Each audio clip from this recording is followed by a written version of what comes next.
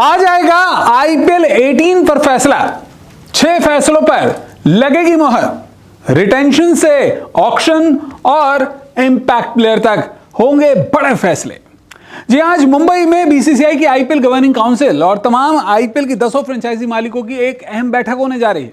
यह अहम बैठक आईपीएल के अगले कुछ सीजनों के लिए कुछ बड़े फैसले लेगी और इस फैसले के तहत आईपीएल का अगला सीजन भी प्रभावित होने वाला है।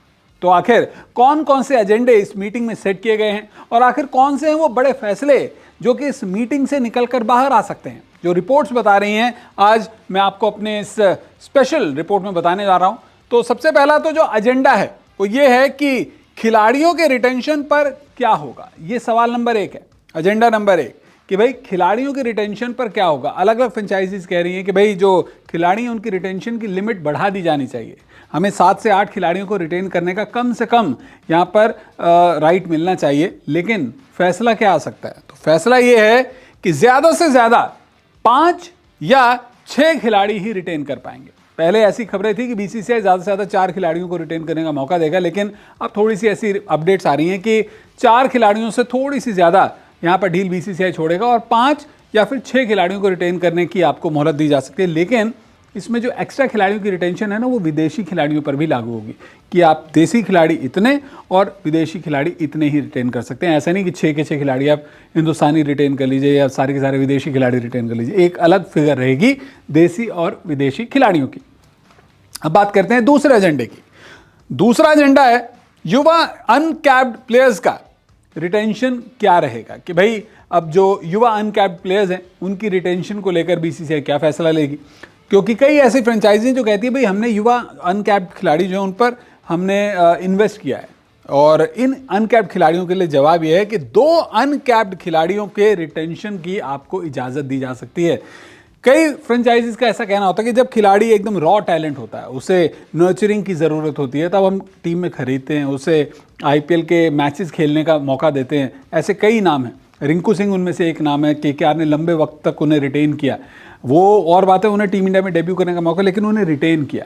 अगर हम बात करें ऐसे कुछ युवा खिलाड़ियों की, तो ध्रुव जुरेल उसमें से एक खिलाड़ी हैं जिन्हें राजस्थान रॉयल्स ने लंबे अरसे से रखा, फिर उनको जाके कुछ महीने पहले टीम इंडिया में खेलने का मौका मिला। ऐसे ही यश ढुल दिल्ली टीम के खिलाड़ी, तो कई नाम हैं जो अब जैसे यश ढुल मैंने बताया एलएसजी के लिए खेलते हैं, दिल्ली के कैप्टन है। तो कहीं ना कहीं ये ऐसे अनकैप्ड खिलाड़ियों के लिए बड़ा फैसला आ सकता है इस मीटिंग से। तीसरा सवाल, इंपैक्ट प्लेयर रूल रहेगा या नहीं, क्योंकि आईपीएल के सीजन 17 में इस रूल को लेकर बहुत चर्चाएं थी। रोहित शर्मा से लेकर जसप्रीत बुमराह, सूर्य कुमार यादव, विराट कोहली, कई विदेशी खिलाड़ियों ने सवाल उठाए कि इंपैक्ट प्लेयर रूल नहीं होना चाहिए, इससे ऑलराउंडर्स जो हैं उनका खेल प्रभावित होगा, उनका करियर इम्पैक्ट हो रहा है। तो क्या वाकई में इंपैक्ट प्लेयर रूल आगे कंटिन्यू करेगा? क्या हो सकता है? तो फैसला कुछ ऐसा आ सकता है कि इंपैक्ट प्लेयर रूल रहने की संभावना है। आईपीएल के अगले सीजन में भी इंपैक्ट प्लेयर रूल देखने को मिलेगा। अभी फिलहाल बीसीसीआई से हटाने नहीं वाली।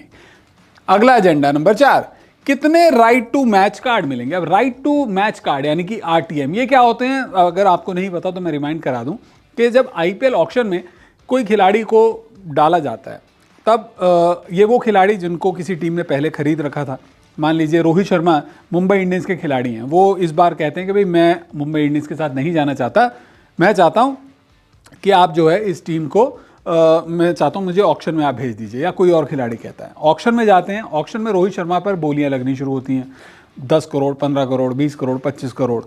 एलएसजी ने डिसाइड किया, उनके ऊपर हाईएस्ट बोली जो है 25 करोड़ की लखनऊ सुपर जायंट्स ने लगा दी कि मैं 25 करोड़ में मैं रोहित शर्मा को खरीदने जा रहा हूँ।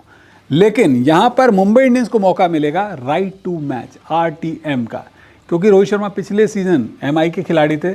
मुंबई इंडियंस के पास ये अधिकार रहेगा कि अगर वो अपने किसी पिछले खिलाड़ी को वापस खरीदना चाहें तो उसे खरीद सकते हैं। वो होता है राइट टू मैच कार्ड। यहाँ पर फ्रेंचाइजियाँ कह रही हैं कि भाई हमें राइट टू मैच कार्ड दिए जाएं, ज़्यादा से ज़्यादा, कम से कम 2 से 3 मिलें। तो यहाँ पर रिपोर्ट है कि एक ही आरटीएम कार्ड जो है वो बरकरार रहेगा, मांग नहीं मानी जाएगी। ज़्यादा से ज़्यादा एक खिलाड़ी को आप इस तरह से इक्वल प्राइस पर बाय आउट कर पाएंगे। बहरहाल अगला एजेंडा, सैलरी पर्स पर क्या फैसला आ सकता है। जो आईपीएल ऑक्शन में खिलाड़ियाँ जो हैं, खिलाड़ियों को खरीदने के लिए जो टीमों का पर्स पूल होता है वो क्या होगा। पिछले आईपीएल सीजन तक ऑक्शन में 100 करोड़ का पूल था, 100 करोड़ का पर्स था, तो क्या 100 करोड़ ही रहेगा? तो खबर है 100 नहीं, इस बार 120 करोड़ होगा सैलरी पर, यानी कि ऑक्शन में 120 करोड़ तक आईपीएल के जो फ्रेंचाइजीज हैं वो अपनी खरीदारी कर पाएंगी, खिलाड़ी खरीद पाएंगी। वही 25 खिलाड़ी खरीदने होंगे। अगला सवाल, एजेंडा नंबर 6, मेगा ऑक्शन में कितनी देरी? क्योंकि कई जो फ्रेंचाइजीज हैं वो कहती आई कि हम टीम तैयार करते हैं, युवा खिलाड़ियों को टीम में रखते हैं और फिर मेगा ऑक्शन आ जाती है, सारे खिलाड़ियों को रिलीज करना पड़ जाता है। मेगा ऑक्शन होनी ही नहीं चाहिए, नहीं तो ज़्यादा से ज़्यादा देरी हो, कम से कम 10 साल बाद ऑक्शन हो मेगा ऑक्शन।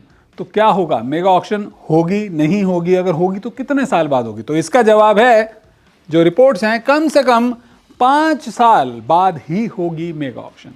यानी कि इस बार जो मेगा ऑक्शन है उसके बाद में आपको अगली मेगा ऑक्शन देखने को मिलेगी 5 साल बाद, ऐसी रिपोर्ट्स आ रही हैं। तो ये है वो 6 एजेंडे जिन पर आईपीएल की ऑक्शन में फैसला आ सकता है। औपचारिक मोहर लगनी बाकी है, लेकिन जो न्यूज़ 24 स्पोर्ट्स के सोर्सेज है बीसीसीआई में आईपीएल से, वो ये बता रहे हैं कि इन 6 फैसलों पर आएगा मोहर, पर लगेगी मोहर।